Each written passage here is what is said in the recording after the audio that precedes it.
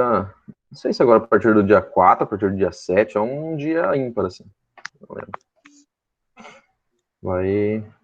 Vai começar a ser limitado. Seja bem-vinda, Paula, Lari, para a nossa EBD. Vou começar já, então. Deu 5 minutinhos, já deu tempo do pessoal entrar. Quem estava na igreja, hello, já deu tempo de chegar. Antes da gente começar, gostaria de pedir aqui para, deixa eu ver, para a Lari orar por nós. Pode orar, Lari, para a gente, para começar? Posso sim.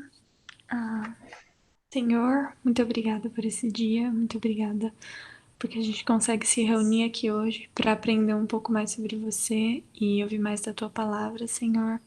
Sim. Senhor, abençoa-nos para que a gente esteja de coração aberto para ouvir e aprender mais de ti. Abençoa o Alan, Senhor, dê sabedoria para ele, para que ele consiga falar as palavras certas, Senhor. Esteja conosco e com todos que não puderam estar aqui hoje. Em nome de Jesus, amém. Amém. Nós iremos dar continuidade à nossa EBD sobre Jesus Cristo revelado no Antigo Testamento.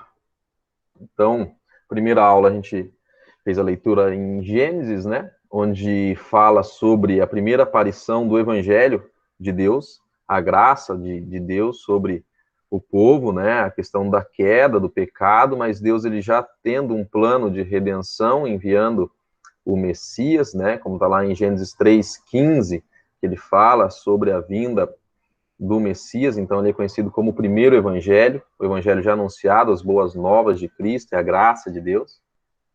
Semana passada falamos sobre Isaac, né, e o próprio Abraão, na verdade, onde Deus chama para que ele leve Isaac para o sacrifício, prefigurando, né, o sacrifício de Cristo, onde Isaac não foi sacrificado e Jesus foi sacrificado, onde nós conseguimos fazer uma boa analogia, uma boa comparação, uma boa tipificação de Cristo ali no Antigo Testamento, onde ele é o cordeiro dado por Deus para que seja sacrificado, e nós vemos ali que Isaac e Abraão, eles são abençoados porque ele teve fé e ele entregou o seu filho, né?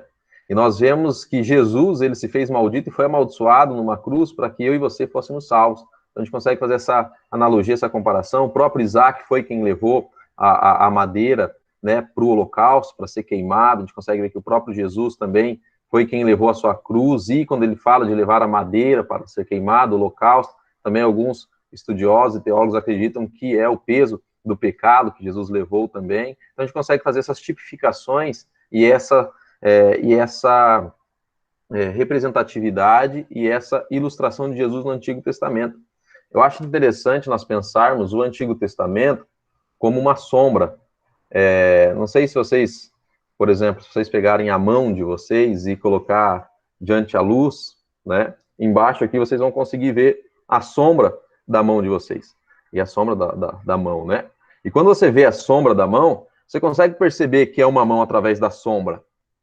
A única questão que nós não conseguimos perceber são os detalhes da mão, na verdade. Não conseguimos perceber que ela ali tem unhas, né? Que a unha está comprida, que ela tem alguns sinais, que ela tem uma cicatriz, que ela tem uma mancha, se ela é branquinha, se ela é amarela, se ela é preta.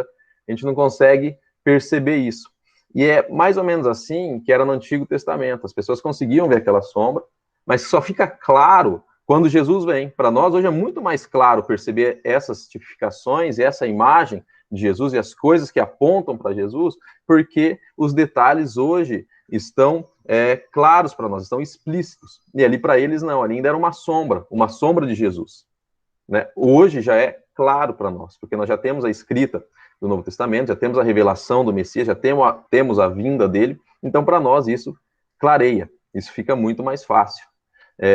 E hoje a gente vai estudar um texto que é muito clara a presença de Cristo ali no Antigo Testamento, e que é usado em vários e vários textos, e é uma data que, para os cristãos, é a data mais importante, pelo menos para mim, né, e para todos os cristãos, é considerada a data mais importante. É uma data onde nós temos que ter uma grande reverência E é um momento de grande reflexão para nós, que hoje em dia acaba passando batido por ser mais uma data comemorativa, por ser mais uma data de feriado. Quando nós chegamos a essa data, nós pensamos, nossa, se não tem carnaval, né? Se não tem carnaval, se não tem acampamento na igreja, a gente já pensa, nossa, onde que eu vou passar esse feriado? Onde que eu vou, vou descansar? Onde que eu vou fazer, sei lá, uma comunhão com os amigos? Muitas vezes nós pensamos nessa data como apenas um feriado de diversão e muito pouco como reflexão. Vocês sabem de qual feriado ou qual data especial estou falando? Vocês acham? É um marco para a vida do cristão.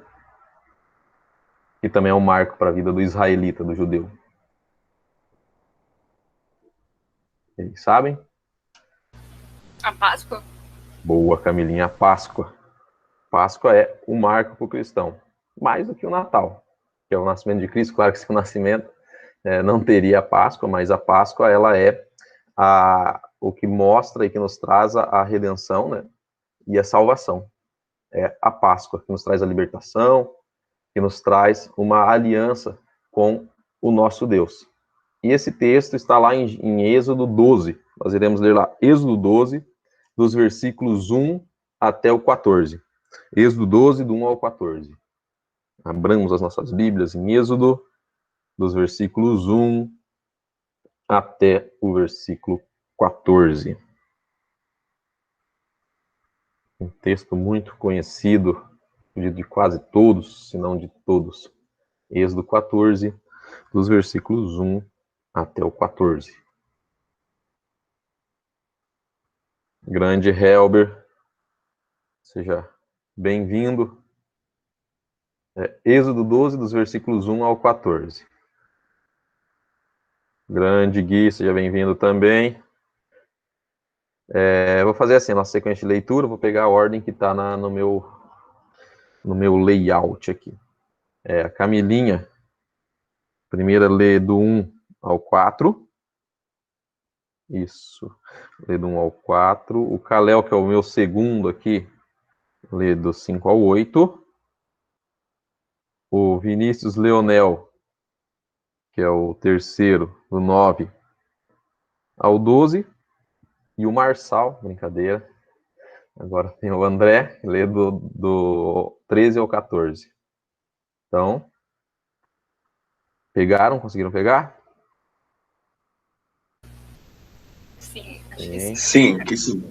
Então, a gente faz a sequência, Camilinha vai e a gente vai até o André, depois a gente dá continuidade. Pode ir, Camilinha. Disse o Senhor a Moisés e a Arão na terra do Egito: Este mês vos será o principal dos meses, será o primeiro mês do ano.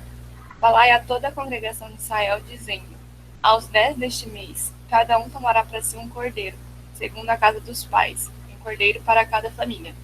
Mas, se a família for pequena para um cordeiro, então convidará ele seu vizinho mais próximo, conforme o número das almas.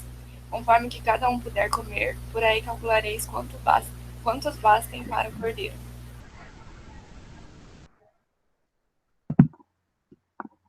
O cordeiro será sem defeito, macho de 1 ano.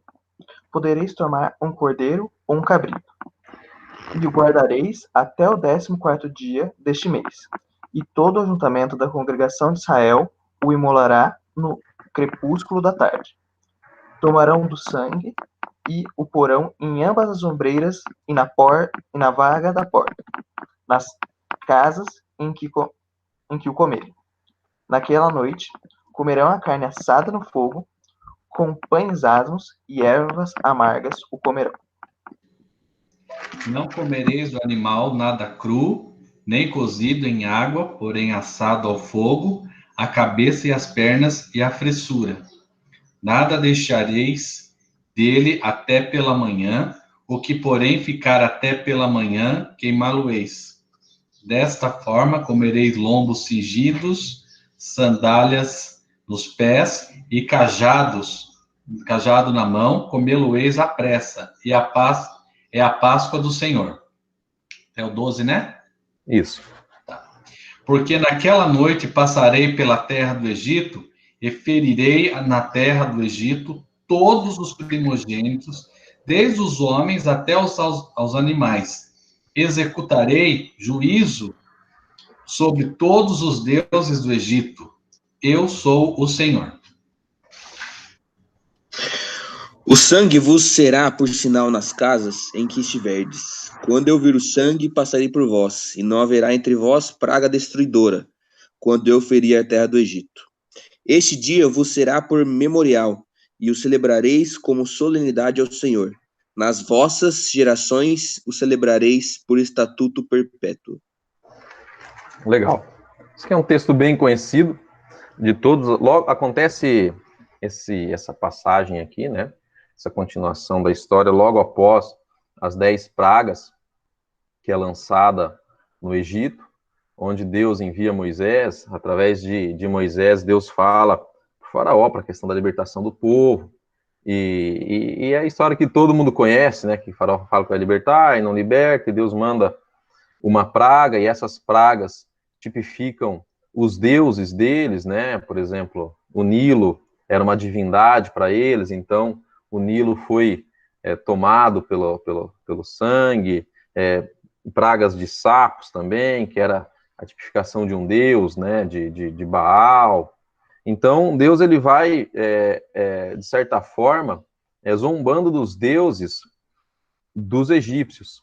Os teólogos falam que aquela época era uma batalha de deuses, uma disputa de deuses, porque existiam muitos deuses ali naquela época, e Deus ele mostra para aquele povo que ele é o único Deus, e aquele povo ficou escravo por 440 anos. Então é muito tempo. Então era uma cultura muito enraizada, que já estava dentro daquele povo, em questão religiosa, em questão cultural. Imaginem vocês estarem dentro de uma cultura onde existem vários deuses, existem vários ritos diferentes daquilo que foram aprendidos pelos pais. Então, se os pais não fossem firmes no ensino, com certeza todos aqueles anos já teriam se perdido a questão religiosa de Israel. E isso é algo muito interessante, porque é quase meio século, né? É muita coisa, é muito tempo, muitas gerações passaram ali, e a religião e o Deus Yahvé continuou sendo adorado por aquele povo, mesmo tendo algumas misturas culturais, né? Então, por exemplo, questão de vestimenta, questão estética, era muito comum eles serem iguais aos egípcios. Por exemplo, quando nós vemos lá, quando Arão vai fazer o bezerro de ouro, não sei se vocês lembram, ele pede para que as pessoas deem as coisas de ouro que eles têm, né? Que eles tirem, que os homens e as mulheres tirem os brincos, que era algo comum no Egito usar brinco. Então, o homem usava brinco lá no Egito, né? Até os próprios judeus aqui, uma polêmica, será que o homem pode usar brinco, né? E ali eles estavam utilizando, e tiraram piercing, né? Que era normal usar no nariz, essas coisas, e eles foram tirando. Por quê? Porque isso já era algo cultural muito forte, mas era algo cultural não religioso. E aqui, eles estavam fortemente induzidos pelas questões dos deuses e culturalmente imergidos ali. Mas, mesmo assim, eles mantiveram a palavra de Deus e mantiveram a crença em Yahvé, que é o nosso Deus, né? Ou Jeová, como é conhecido. Então, ele tira o povo dessa terra, e a palavra Páscoa, que todos a conheçam, né? É a palavra chamada Peshach, que significa passagem, né? E é o significado da passagem do anjo da morte sobre as casas. Então é uma passagem que é passar sobre. Alguns acreditam que é a passagem de uma vida de escravidão para uma vida de liberdade. Então a gente consegue perceber aqui a obra da redenção muito grande. Por quê? Porque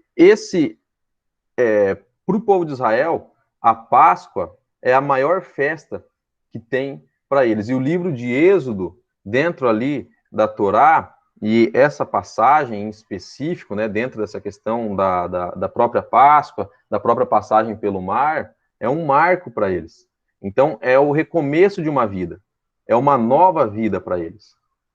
Tanto para os israelitas, a Páscoa é uma nova vida, como para nós cristãos é uma nova vida. Porque a Páscoa significa redenção. A Páscoa, ela significa você sair da escravidão, nós sermos livres das amarras do mal, sermos livres das amarras do pecado, sermos livres das amarras de Satanás. Então, a Páscoa é uma nova vida para aquele povo e é uma nova vida para nós também. Isso é algo para nós refletirmos, que a obra da redenção e a Páscoa, esse Peshach, não tem que ser comemorado apenas em um dia. Isso tem que ser algo vivido e relembrado e pensado todos os dias das nossas vidas. Porque isso é que nos traz vida. Isso é que nos traz liberdade. Isso é que nos achega ao trono de Deus e nos faz chegar ao próprio Jesus. É essa passagem, é esse Peshach. E quando ele continua aqui, que ele fala assim, olha, falai a toda a congregação de Israel, dizendo aos 10 deste mês, cada um tomará para si um cordeiro, segundo a casa dos pais, o cordeiro para a sua família. Esse primeiro mês aqui era conhecido como mês de Abib, o nome do mês, ou Nissan. Daí já era um nome pós-exílio babilônico, porque muitos nomes, depois da Babilônia, mudaram, né? Por exemplo, o idioma dos israelitas antes da Babilônia era o hebraico. Depois que eles entraram, teve uma mistura, que daí nós conhecemos o aramaico, né? Então é uma mistura com o idioma ali na Babilônia. Então o mês de Abib é o primeiro mês do calendário lunar, trazendo para o nosso calendário solar aqui, é o mês de março, abril, que é o mês da primavera. Então, como era países agrícolas, regiões agrícolas, o ano para eles começava no início da plantação, né, no início da agricultura, e terminava normalmente no fim da agricultura, que era outubro. Só que como eles utilizavam o calendário lunar, passava um pouquinho mais, né? Então, eles tinham em média de 12 meses por 2 anos e 13 meses entre 2 e 3 anos, porque o calendário lunar ele varia de 300 dias a 360 dias. Então, por isso que existe uma diferença nos anos lá de Israel e uma diferença na datação, né? Então, por exemplo, isso é algo interessante de se pensar, por exemplo, quando foi feito a guarda do sábado, que é o dia do Senhor, o Shabá, muitas pessoas guardam o sábado do nosso calendário solar, mas não é o mesmo Shabat que é guardado pelo povo de Israel, porque é o calendário lunar. Então, o dia que está sendo guardado por algumas pessoas que creem, né, que tem que ser o sábado mesmo, o dia de sábado, às vezes está guardando o dia errado, porque o Shabat judaico é do calendário lunar, não solar, então o dia é diferente.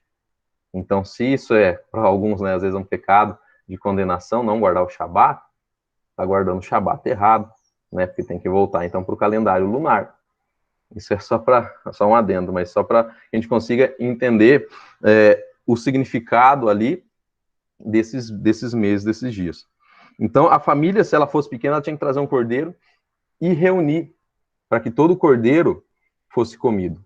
E algo interessante é que o cordeiro e o sacrifício dele, ele era para a remissão dos pecados. A morte era para a remissão dos pecados e o sangue também. Mas algo muito interessante a ser visto, que isso só foi instituído, as leis cerimoniais, um pouquinho mais para frente, quando a gente vai ler lá em Levíticos. Em Levítico. Então, ali ele já começa uma prefiguração da morte de Cristo, antes mesmo de ter sido instituído os sacrifícios cerimoniais, que a gente vê um pouquinho mais para frente no livro de Levítico. Então, o cordeiro ali representa o próprio Cristo. Como nós vemos quando João Batista, no batismo, quando ele vê Jesus, ele fala, eis o cordeiro de Deus que tira o pecado do mundo. E depois da morte desse cordeiro, que eles têm essa comunhão, que eles se alimentam, que eles pegam esse sangue, eles aspergem sobre as vergas ou sobre os umbrais da porta, para que o anjo da morte passasse por cima, para que eles não fossem atingidos. E isso é algo interessante, porque sobre nós, fazendo a analogia, a tipificação, Jesus Cristo é quem nos lava e quem nos traz essa segurança de uma nova vida, de que nós não iremos morrer no último dia, porque quando Deus ele promete para Adão e Eva, se eles comessem da árvore do conhecimento do bem e do mal, a promessa era a morte. E houve morte ali. teve não só a morte espiritual, mas houve uma morte ali, houve um sacrifício ali, quando eles comem da árvore do conhecimento do bem e do mal. Vocês lembram que existe um sacrifício ali? Vocês, na leitura, quando vocês fazem de Gênesis, ali do capítulo 1 até o 3, vocês conseguem perceber um sacrifício ali ou não? Uma morte ali? Quando eles estão nus e Deus aparece para eles, ali a gente consegue perceber uma morte. Vocês percebem na leitura? É aquele animal? Isso. Paula falou do animal. Você falou animal também, né, Paula? Foi, né? Foi Acho isso? que a Paula falou também. Falou também? Quando Adão e Eva, eles pecam, para que eles sejam cobertos, Deus, ele pega peles. E se é feito com pele, é feito de algum animal. E ali já tem o primeiro sacrifício. Já tem a primeira morte. A gente consegue perceber o primeiro sacrifício e a primeira morte ali já em Gênesis, devido ao pecado. E o pecado, ele traz a morte, né? E o sangue ali é algo para... Exatamente, ele é dado a largada aos churrascos, Paulo. Aqui mesmo, né? É feito um churrasco, porque Deus, ele não permite fazer um cozido e nem comer a carne crua. Então começa o churrasco ali. Então é por causa do pecado que existe o churrasco, porque antes da queda não tinha churrasco. Ó, dá um bom argumento para os veganos, hein? Lá no céu não terá churrasco. E brincadeiras à parte, continuando aqui. Por isso sou vegana, né? Vegana que come churrasco, né, Hannah? E dando continuidade aqui, o cordeiro, ele tem que ser sem defeito e macho. Por que ele pede um cordeiro de 1 ano? Porque o cordeiro de 1 ano, ele já está totalmente completo. Ele já teve seu crescimento total. Então, ele não está ainda imaturo, né? Ele já está um cordeiro completo. Então, ele pega alguém, ele quer um cordeiro sem mácula, né? O macho primeiro, a primícia, para que eles sacrificassem e eles se alimentassem. E algo interessante, ele fala assim, no versículo 6, ao guardares até o 14º dia deste mês, e todo o ajuntamento da congregação de Israel imolará no crepúsculo da tarde. Ele fala o ajuntamento e toda a congregação. Isso a gente já consegue perceber uma palavra que é traduzida pela Septuaginta, que é a tradução grega, é a palavra eclésia, que é congregação, que é igreja.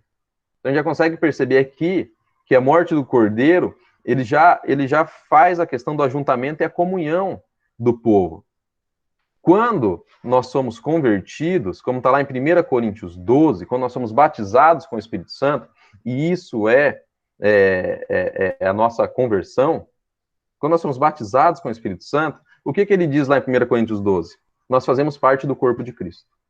O batismo é você fazer parte do corpo de Cristo. Quando você é convertido, você já está fazendo parte do corpo de Cristo. Da igreja invisível de Deus, a igreja dos salvos, né? Da igreja universal de Deus, né? Não a IURD, mas a igreja universal de Deus. Por isso que existe o nome igreja católica, né?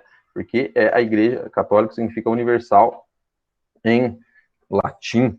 Então, universal. Então, por isso que nós somos católicos, de certa forma, não apostólicos romanos, né, mas católicos, porque nós fazemos parte da igreja universal de Deus, da igreja invisível de Deus, aqueles que são salvos, né? A nossa confissão de fé fala da igreja visível de Deus, que é a igreja local, onde as pessoas congregam, mas nem todos que fazem parte da igreja visível de Deus fazem parte da igreja invisível de Deus, que é a congregação que estará com ele no céu. Por isso nós temos que ter o nosso coração convertido ao Senhor, temos que ter uma vida, como o Tiago fala, né? É uma vida de resposta à nossa salvação, com as nossas atitudes, com as nossas obras, com a nossa forma de viver, com a nossa vivência. Então, ele fala aqui sobre a congregação e sobre o ajuntamento, sobre a igreja, sobre estarem juntos. Ele fala sobre essa questão do cordeiro. Pode ser essa questão da congregação, das pessoas estarem juntos, prefigurando esse sacrifício de Cristo, onde une o corpo, onde une a congregação, onde une a nação, quando ele fala a nação de Israel, que é a mesma nação que nós somos hoje, adotados, né? Nós não somos judeus, mas nós somos o povo de Deus, adotados. Por isso que, quando as crianças nascem, né, dentro da igreja presbiteriana, é feita uma aliança dos pais com o próprio Deus. Por quê? Porque que irá instruir, ensinar, porque nós somos esse povo da aliança. E depois, quando o jovem, o adolescente, ele tem a sua maturidade, ele professa a sua fé em Cristo, dizendo que ele crê em Jesus e todas essas coisas, prefigurando e mostrando a questão da circuncisão, né, que no 7º, 8º dia era circuncidado, mostrando a aliança daquela casa e daquela criança que faz parte daquela casa, que também é abençoada por Deus, que ele era também povo, faz parte do povo de Deus, está dentro da aliança que os pais prometem se comprometer na criação e no ensino da palavra de Deus. E ele, continuando aqui, ele fala que no crepúsculo da tarde, né, eles vão ali assar as carnes e tal, e ele começa essa nova aliança. Ele faz uma aliança. Deus, ele faz uma aliança com o povo. Lá em Êxodo 24, 5, do 6 ao 8. Abram lá, Êxodo 24, 5, do 6 ao 8. Êxodo 24, 5, do 6 ao 8. O próximo da minha sequência aqui para leitura é o Cleitinho. Êxodo 24, 5. Se puder ler para nós, Cleitinho, é Êxodo 24, os versículos 5, 6 a 8. Os versículos 5 a 8. Eu anotei aqui que meus... Êxodo 24, dos versículos 5 a 8. Tá, vamos lá. E enviou alguns jovens dos filhos de Israel, os quais ofereceram ao Senhor holocaustos e sacrifícios pacíficos de novilhos. Moisés tomou metade do sangue e o pôs em bacias, e a outra metade aspergiu sobre o altar. E tomou o livro da aliança e deu ao povo. E eles disseram: tudo que falou o Senhor faremos e obedeceremos. Então tomou Moisés aquele sangue e aspergiu sobre o povo, e disse: eis aqui o sangue da aliança, que o Senhor fez convosco a respeito de todas essas palavras. Legal. Ali a gente consegue perceber que Moisés, ele traz as palavras ali de Deus, as leis, né, até os mandamentos ali, e ele sela com sangue a aliança de Deus, com sacrifício. Ele pega, ele asperge o sangue sobre o povo. A gente consegue ver que essa questão do sangue e do sacrifício é para que a ira de Deus seja saciada. A gente consegue perceber que existe uma nova aliança. Essa é a aliança da lei, que é feita de Deus com o povo, com essa questão do sacrifício, onde precisa daí ter sacrifícios para que os pecados sejam redimidos, para que Deus seja, de certa forma, agradado, né? E Deus, ele manda outro cordeiro para que seja agradada a sua vontade, né? E que esse sacrifício ele seja suficiente, não precisando mais de novos sacrifícios cerimoniais. E nós sabemos que esse sacrifício é Jesus. Por isso que não existem mais sacrifícios hoje, porque já foi satisfeito todos os sacrifícios em Jesus. Jesus, ele foi o sacrifício, o sacrifício perfeito e pleno, e que não havendo mais necessidade de sacrifício completo, um sacrifício completo, não precisando mais sacrifícios, porque o sacrifício foi de Jesus. E interessante aqui que a gente consegue perceber que o povo de Israel é um povo que só murmura e reclama após da Páscoa. Quando eles vão passar lá para o Mar Vermelho, se vocês lembrarem, eles já começam a reclamar com Moisés, falam: olha, pô, Deus trouxe nós aqui para que nós morrêssemos aqui no deserto, aqui na frente do mar, porque não tinha sepulcros suficientes lá no Egito, por isso que ele nos trouxe aqui. E a gente consegue perceber que Deus já estava com aquele povo, né, com a nuvem a coluna de nuvem durante o dia e a coluna de fogo durante a noite. Deus estava com aquele povo, e mesmo assim eles começam a murmurar contra Deus. E aí a gente consegue perceber novamente a graça de Deus. Porque Deus, mesmo assim, o povo murmurando, reclamando, Deus, ele faz a abertura do mar através usando Moisés. Aí a gente consegue perceber a graça de Deus ali ainda. E depois no deserto, a mesma coisa, o pessoal reclamando, murmurando, e mesmo assim Deus não acaba com aquele povo. A gente consegue perceber a graça de Deus sobre aquele povo. E isso é algo lindo, e a gente consegue perceber sobre nós também. Quantos de nós não reclamamos, não murmuramos, não, mesmo tendo uma vida com Deus, mesmo conhecendo a Deus, mesmo sabendo que Deus está conosco, muitas vezes nós reclamamos, murmuramos por coisas que não há necessidade, ou reclamando contra o próprio Deus. E aí a gente consegue perceber a graça dele sobre nós todos os dias, né? E é algo interessante nós entendermos. Será que a graça de Deus nos basta, né? Será que essa graça nos basta ou nós precisamos de algo a mais? Será que só a redenção, né? Só a redenção de Cristo não é suficiente? Entende? A promessa da salvação, será que não é suficiente? Muitas vezes nós não vemos isso como suficiente. Nós queremos o algo a mais. Claro que Deus, ele não vai, como na sua palavra diz, não deixará o justo mendigar o pão, e dentre outras coisas, o Pai é bom e sabe dar boas dádivas aos filhos, falando do próprio Deus. Mas será que a salvação, a redenção em Cristo não é suficiente para nós? Será que nós somos igual a esse povo que murmura e murmura, mesmo já tendo o maior presente, que é o próprio Jesus enviado? Muitas vezes eu ouço em pregações ou palavras, pessoas falando assim, olha, o melhor de Deus ainda está por vir na sua vida. Mas o melhor de Deus não foi Jesus na cruz? O melhor de Deus já não veio? Ele se sacrificou por nós? Isso não é o melhor de Deus para nossas vidas? Isso cabe a reflexão durante toda a nossa vida. Por isso que não é só a Páscoa, durante a Páscoa que nós temos que refletir sobre isso. Será que esse sacrifício, será que essa passagem para uma nova vida, o começo da nova vida, que a nossa vida começa em Cristo Jesus, será que isso não é o suficiente para nós? Será que isso não é o melhor de Deus para nós? Entendem? O quão pesado é isso? Para que a gente possa refletir, que a gente possa pensar.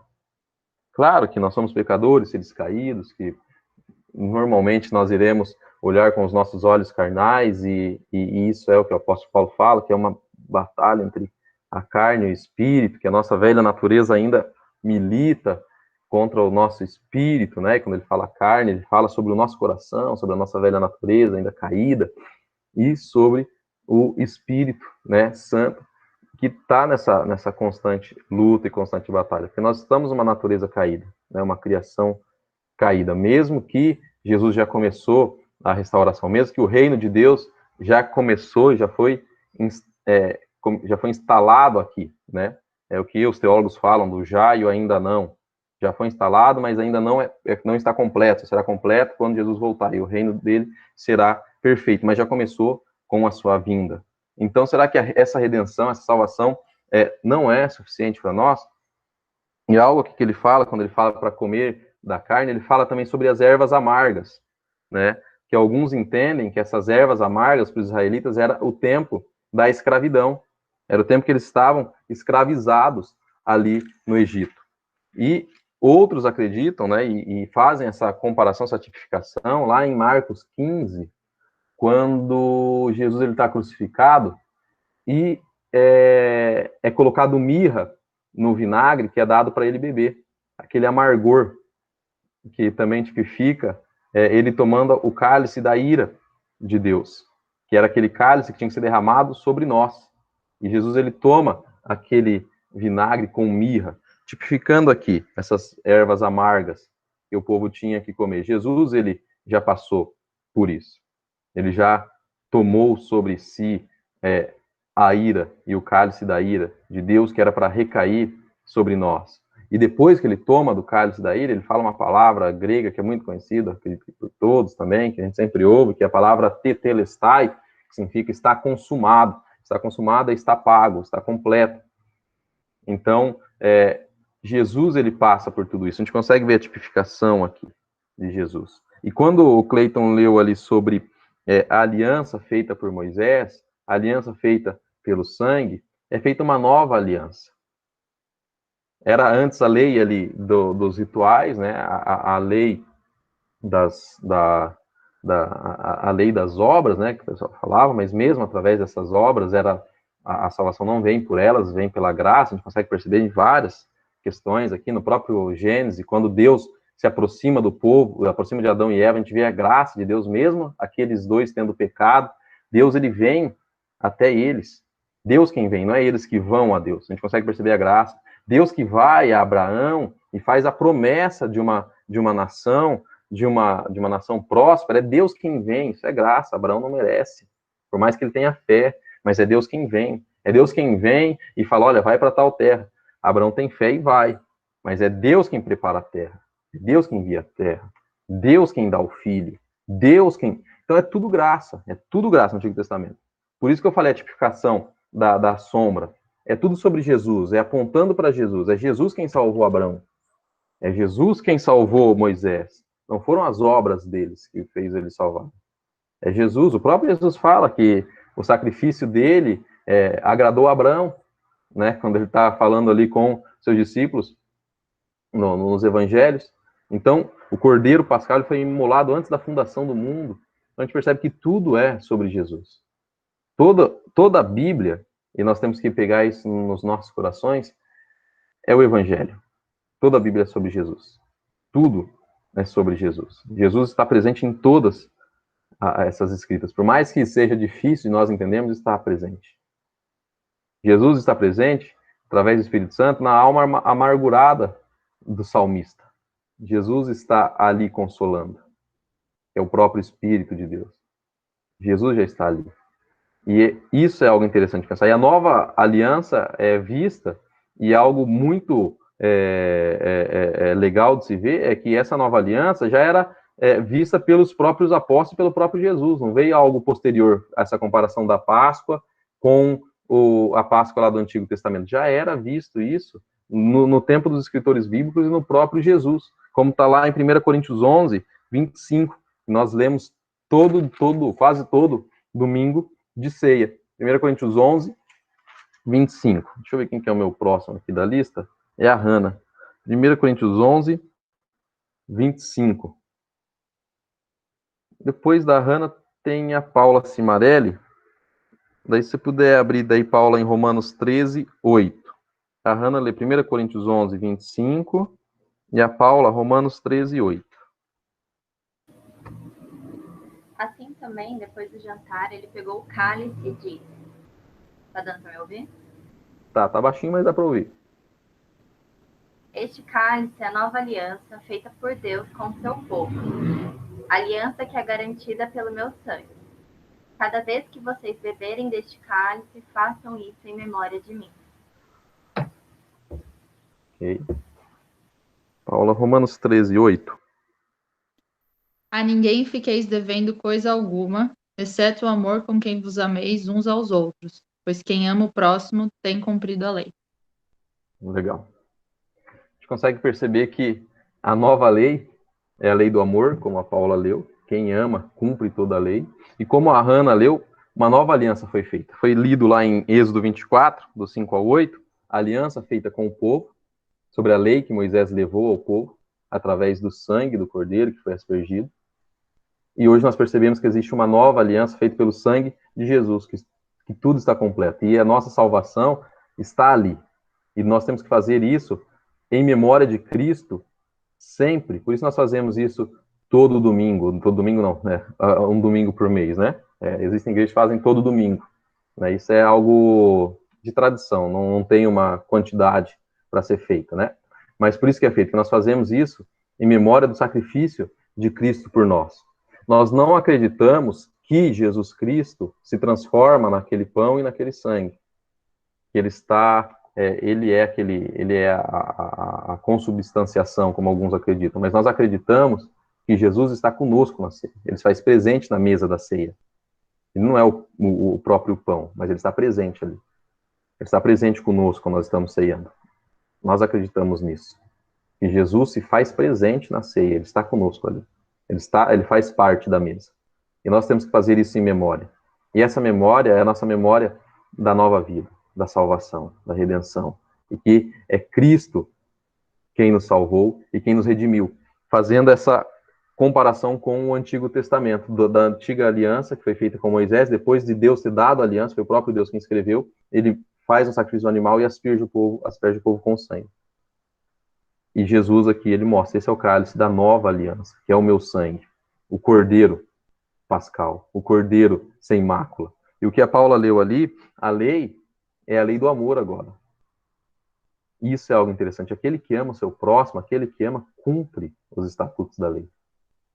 Tanto que Jesus, ele resume as leis, os mandamentos de Deus em 2 mandamentos, né? Que é amar a Deus de todo o seu coração, de todo o seu entendimento e de toda a sua alma. E o segundo é amar o seu próximo como a ti mesmo. Esse é o resumo dos mandamentos. E quando o apóstolo Paulo fala lá em Romanos que aquele que ama, ele cumpre a lei, quando ele ama o seu próximo, ele cumpre a lei, isso é verdade, porque se nós pegarmos, por exemplo, os mandamentos ali, por exemplo, não roubar, né? Se você ama o seu próximo, você não irá roubar. Não levantar falso testemunho. Se você ama, você cumpre a lei. Você não vai levantar um falso testemunho, né? Claro que você pode errar, você se arrepende, pede perdão, mas o amor é que faz nós não fazermos essas coisas. Essa é a lei. Essa é a lei de Deus, né? E tá ali, amar a Deus de todo o seu coração, de toda a sua alma, de todo o seu entendimento. Aí também se resume, por exemplo, você ama Deus de todo o coração, de toda a alma, de todo o seu entendimento, você não fará outros ídolos diante de ti, por mais que nosso coração seja uma fábrica de ídolos, né? Se você ama a Deus acima de todas as coisas, você guardará o dia sagrado dele, que nós entendemos que hoje, né, que é o domingo, que nós vivemos para ele, o nosso dia de estar com ele, claro que é todos os dias, mas existe esse dia, e que muitas vezes a gente perde foi até perdido, né, por algumas pessoas, esse dia de nos consagrarmos mesmo a Deus, nosso dia de ir na igreja, o nosso dia de orar, o nosso dia, claro que todos os dias são, mas entendo o que eu quero falar, de buscar a Deus, de nos consagrar, de guardar esse dia mesmo para o Senhor, todo o nosso dia para Ele. Esse é o momento. Esse é um dia que Ele separou. Não tem que ser todos os dias? Tem. Mas Ele separou um dia para que nós estejamos juntos em comunhão, para que nós nos reunirmos. E a gente já consegue perceber desde o Antigo Testamento aqui, ele fala sobre congregação, sobre reunião, sobre se reunir, sobre estar junto. E é isso que nos faz estar junto, nessa reunião visível, e o que nos faz estar juntos na reunião invisível, que são todas as igrejas de Deus, é o sangue de Cristo. Por isso que ele faz essa analogia, eu posso falar com o corpo, né? Um é mão, um é olho, um é braço. Por quê? Porque nós somos um corpo que está unido, né? E o que liga todo esse corpo é o sangue. O sangue liga todo esse corpo. E é por isso que, quando nós somos salvos em Cristo, nós estamos todos ligados. Quando nós somos batizados em Cristo, nós fazemos parte desse corpo, nós fazemos parte desse exército. Por isso que existe só um batismo com o Espírito Santo, porque o batismo é o que nos faz parte do corpo de Cristo. Entendamos assim, que a Igreja de Cristo é um exército, ou uma nação, um país. Você foi morar nesse país, você faz parte desse país. Entende o que eu quero dizer? Você nasceu ali, você foi registrado naquele país, você faz parte daquele país. Você pensar num segundo batismo com o Espírito Santo, é você pensar que, você nasceu, então agora você fez um novo país. É um novo país. Não, quando você é batizado e salvo, você entra naquele país, você já faz parte daquele corpo. Não existe um novo batismo, agora fui batizado pelo Espírito Santo de novo. Não. Existe só a salvação, é o batismo que nos faz parte do corpo de Cristo. Quando lá em Atos 2, o Espírito Santo ele desce, ele batiza aquele povo, ele cria aquele corpo de Cristo, através do batismo do Espírito Santo. Isso é algo muito interessante, né? E tem a diferença de selado, né? Quando a gente é selado daí pelo Espírito Santo, é um penhor, né? Jesus ele já nos comprou, ele nos penhorou, e nós seremos totalmente dele, né? Quando ele vier e nos restaurar. Então ele já fez essa promessa, já estamos salvos, nós vamos ver essa terra que temos que viver, que é o selo, que é o penhor, e quando ele voltar, ele nos resgatará, porque ele já nos penhorou. Entendem? É algo interessante se pensar. E quando ele continua, ele fala que passarei pela terra do Egito, né? O povo ele sai do cativeiro, eles saem dessa vida de escravidão, eles começam essa nova vida, e Jesus, ele tem esse sacrifício, como eu fiz a analogia lá no Antigo Testamento, lá em Gênesis, quando Deus ele fala para Adão e para Eva que se eles comessem da árvore do bem e do mal, eles morreriam, e eles morreram mesmo, nós morremos espiritualmente, nós temos morte e tem a degradação da própria natureza, né? Quando Adão ele tem a queda, Deus ele fala, olha, agora você vai ser responsável pelo seu sustento através do suor do seu trabalho, a terra vai produzir abrolhos, né? Vai ser difícil, não vai ser fácil. A gente consegue perceber que a natureza ali, ela também cai, né? E existe morte. Então, por isso que nós temos essa degradação da natureza. E nós estamos com esse sol aí de 60 graus praticamente. Isso daí já estava para acontecer. Claro que por causa da dureza do coração do homem, que desmata, que faz todas essas coisas, e é algo interessante de nós falarmos também, porque a natureza também faz parte da criação de Deus, e nós fazermos coisas erradas com a natureza, nós estamos fazendo coisas erradas com a criação de Deus. Isso é algo de ser pensado. Hoje a gente fala pouco sobre isso, mas isso é algo de ser pensado. Quando nós poluímos, né, nós estamos degradando a natureza que foi criada por Deus. E quando ele voltar, ele vai restaurar toda a natureza, inclusive essas coisas que ele fez, porque ele criou tudo.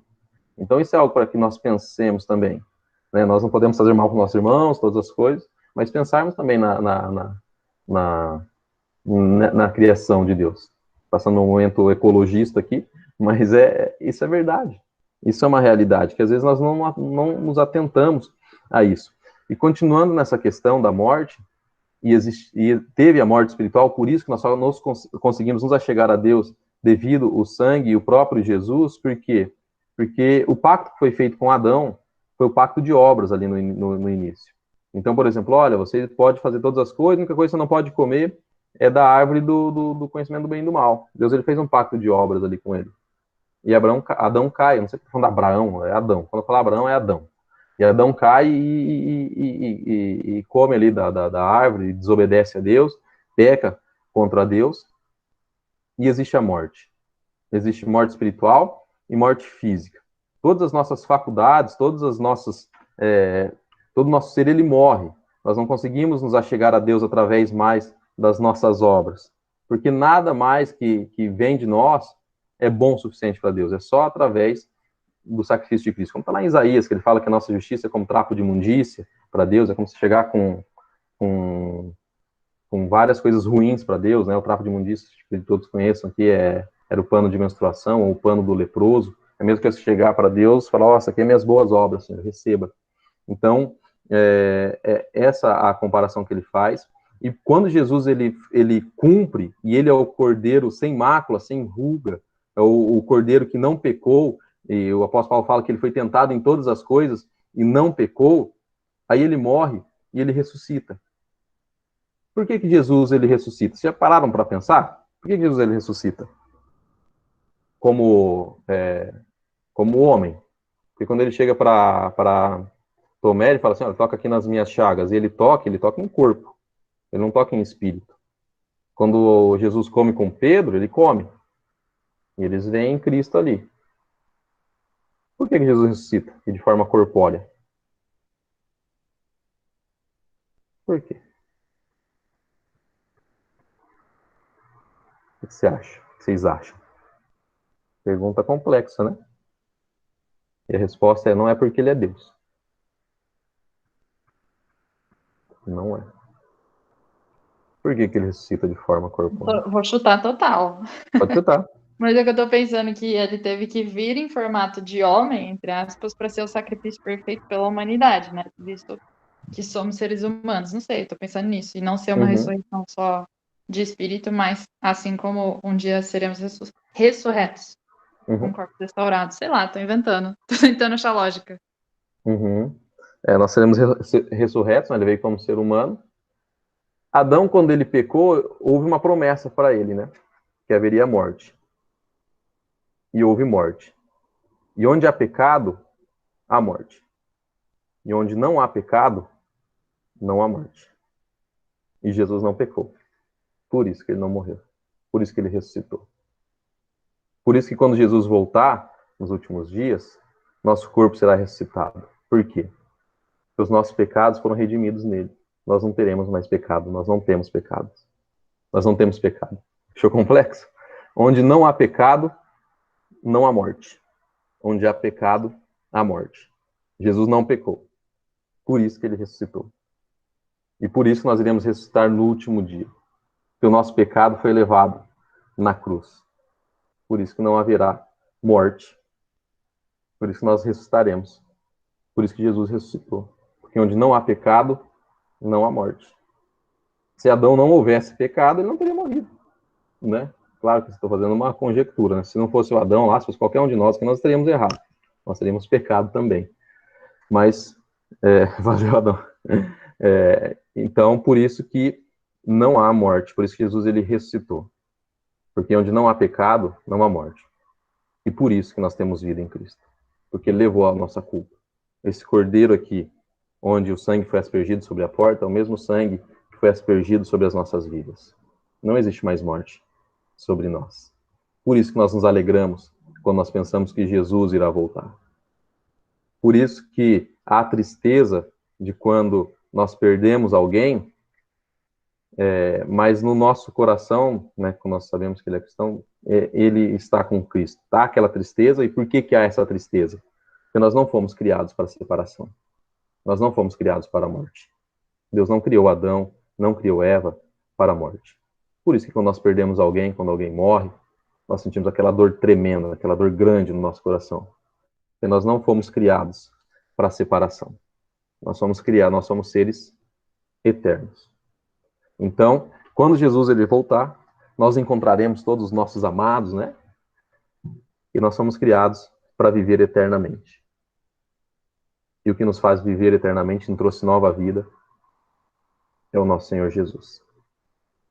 Ele quem nos traz vida, e é Ele quem redime os nossos pecados. Por isso que tudo é graça, e tudo vem das obras dele. E tenha certeza, se nós fôssemos Adão e Eva, nós erraríamos também. Só Jesus foi perfeito. Só Jesus cumpriu todas as leis. Só Jesus cumpriu todos os mandamentos. E nós, em resposta a isso, nós lutamos para ser obedientes e cumprir todas as leis. E é a principal lei, que é a lei do amor. E quando fala do amor, ele fala a nossa responsabilidade de amar a Deus também.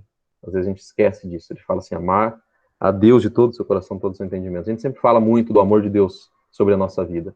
Mas e o nosso amor para com Deus? E o nosso amor para com os nossos irmãos? Eu tinha mais uma coisa para falar, agora esqueci. Entrei na outra questão. Mas é isso. O Cordeiro ele foi imolado e somos salvos. Desde o Antigo Testamento é mostrada essa graça de Deus e Cristo é revelado ali. Alguém quer falar alguma coisa? Comentar algo? Tem um minuto. Pode falar. Eu estava pensando no texto, o primeiro texto que a gente leu, o Êxodo, e tem sempre essa coisa do primogênito, né, que aparece no Antigo Testamento. E eu nunca tinha parado para pensar, e realmente essa conclusão não é minha, que na realidade, ao longo do Antigo Testamento todo, as pessoas que são escolhidas por Deus para as alianças que ele vai construindo com o povo nunca são os primogênitos. Tipo Caim, tipo Jacó, sempre são as pessoas que fazem coisas erradas, que não conseguem cumprir com tudo aquilo que Deus coloca dentro da aliança. E aí o único primogênito real que cumpre com tudo é Cristo, né? Então, Adão, teoricamente, o primeiro homem, deu ruim, e depois Cristo. E eu acho que isso me traz bastante consolo nesse sentido, de que olhar para a história do Antigo Testamento não está distante de olhar para a minha vida, né? Para as nossas vidas, do tipo, ele tá tentando que a gente se relacione com ele, esse é o esforço dele, né? E a gente vai e sempre escolhe, sempre não, mas muitas vezes a gente escolhe o errado. E apesar disso, vem Cristo. Então, acho que é legal pensar, é muito legal. Eu sei que é a primeira EBD que eu estou participando do Antigo Testamento, mas é muito legal pensar na narrativa bíblica como um todo, quanto a gente faz parte dela mesmo, essas histórias parecendo tão distantes da gente. Sim. E algo interessante, você falou essa questão do primogênito, que os primogênitos não têm a própria aliança com Deus, né? Como você falou, o próprio Jacó, que a aliança teria que ser com Esaú. Jacó não é o primogênito, mas ele tem o direito de primogenitura. Isaac não é o primogênito de Abraão, é Ismael, mas Isaac tem o direito de primogenitura. E aquele que tem o direito de estou falando muitas vezes essa palavra, acabei engasgando. De ser o primeiro? De ser o primeiro. Ele tem o direito de primogenitura, ele tem esse direito, mesmo não sendo o primogênito. Isso acontece conosco. Nós não somos os primogênitos de Deus, mas quando Jesus ele morre, nós fazemos parte desse direito de primogenitura. Não somos os primogênitos, mas fazemos parte. Nós temos direito de todas as bênçãos. Aquele que era o primogênito, ele tinha direito às maiores bênçãos, né? Então, ele tinha da família. Então, ele, por exemplo, se tivesse 15 irmãos, 1/3 da propriedade era dele, ele era o responsável de cuidar de todos os irmãos, de toda a propriedade, por mais que as outras partes eram dos outros irmãos, ele era o responsável por tudo.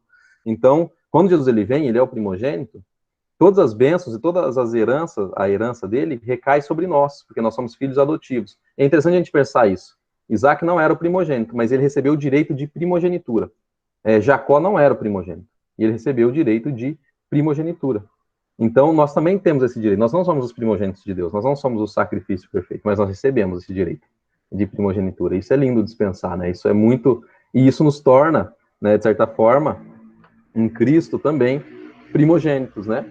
Porque Isaac é o filho eu esqueci o termo que o pessoal sempre usa, da promessa. Mas ele tem o direito de primogenitura, se tornando assim o que seria primogênito, pensando dessa forma. Jacó. Interessante que Deus ele muda o nome de Jacó, né? Vocês lembram disso? Ele muda o nome de Jacó para Israel, que é ou Deus conosco, Israel é aquele que luta com Deus, alguns tradutores falam príncipe da paz também, né? Mas é aquele que luta com Deus. Interessante que Deus ele muda o nome de Jacó, mas quando as pessoas no Antigo Testamento falam sobre Deus, e quando a própria Bíblia é falada sobre o Deus de Abraão, Deus de Isaac, e por que não fala Deus de Israel? Fala Deus de Jacó. Por que esse Deus mudou o nome dele?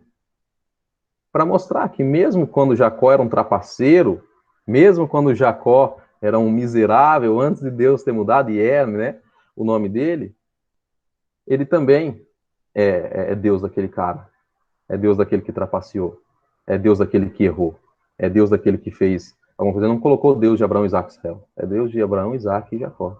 Ele é Deus de Alan, de Paula, de André, de Cleiton, de Camila, de Vinícius, mesmo a gente sendo miserável, ele é nosso Deus também.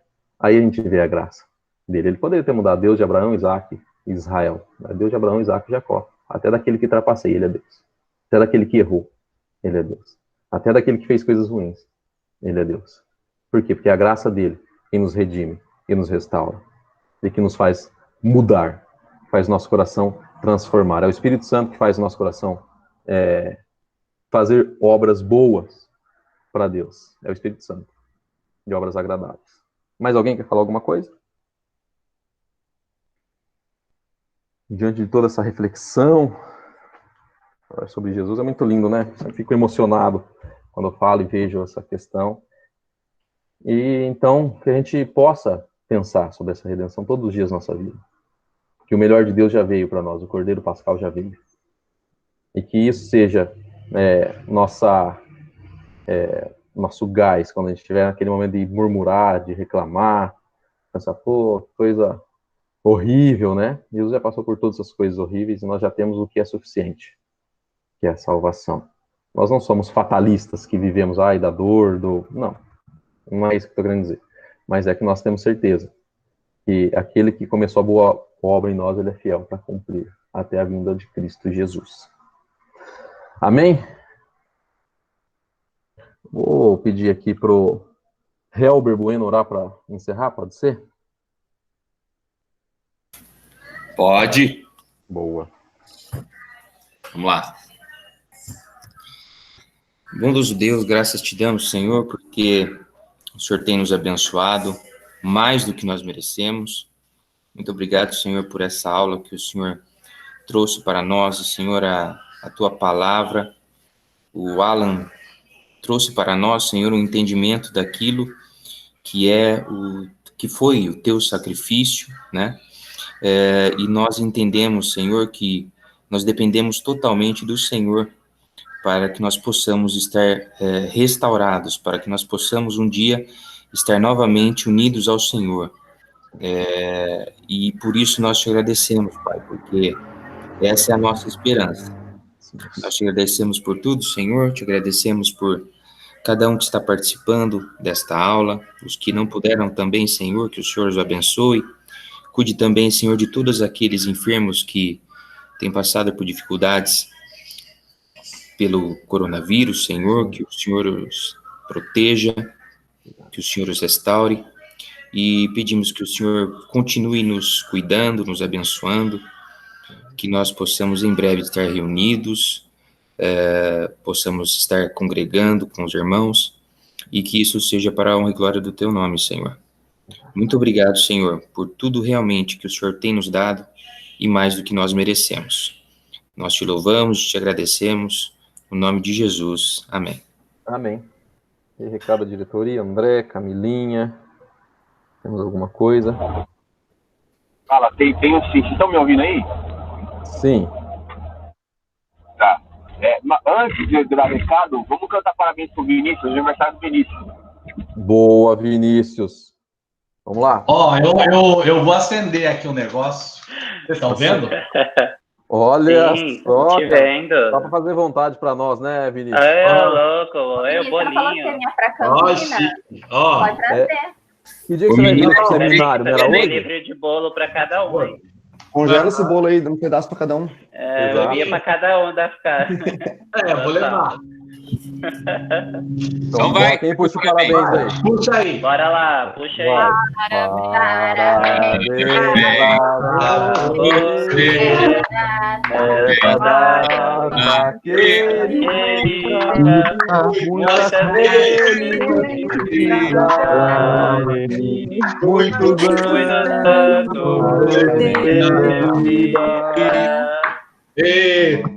Viva o Vinícius, e por Vinícius nada! Boa, Vinícius! Boa, Vinícius, parabéns, cara, Deus te abençoe. Muitos anos de vida. 14 anos, 14 anos, hein? 41 anos, hein? Ganhei 6 cilindros a álcool. Boa, Vinícius. Obrigado, dia 4 de outubro, ó, mês que vem eu também faço aniversário, faço a idade de Cristo. Quando ele fez 28 anos. Quando ele fez 28 anos, é. Quando ele fez 28 anos. Vai lá, Dé, tem alguma coisa? Tem sim. Vocês estão me vendo aí? Deve estar me vendo, né? Mas é que eu tô no carro. Então, boa. Seguinte, a diretoria, ela vai muito importante hoje, mas eu já vou adiantar por aqui, tá? Para as pessoas que tiverem alguma dúvida, pode procurar alguém de nós da diretoria, tá bom? A gente fica se perguntando, né? Quem que vai ser a diretoria do ano que vem? A gente sempre faz as nossas eleições em meados de outubro, tá? Por esse ano ser atípico, o conselho, ele decidiu, tá? Ele não fez uma proposta, perguntou se a gente queria ou não. Ele decidiu manter todas as diretorias dos departamentos para ano que vem. Então, todas as pessoas que estão na diretoria hoje, o conselho falou assim, ó, continue no ano que vem. Tá? Isso foi uma decisão do conselho da nossa igreja e não é perguntar assim, quer ou não quer, ou avalie, etc. Não, ele decidiu, ó, vocês vão continuar no ano que vem. Obviamente, a gente pode, né, assim, não, ano que vem eu não estou bem, tal, acho que eu prefiro sair, etc. Porém, toda a nossa diretoria decidiu continuar ano que vem, né? Presidente, vice-presidente, secretários. A gente só tem um cargo da tesouraria, a Paulinha, ela decidiu não continuar.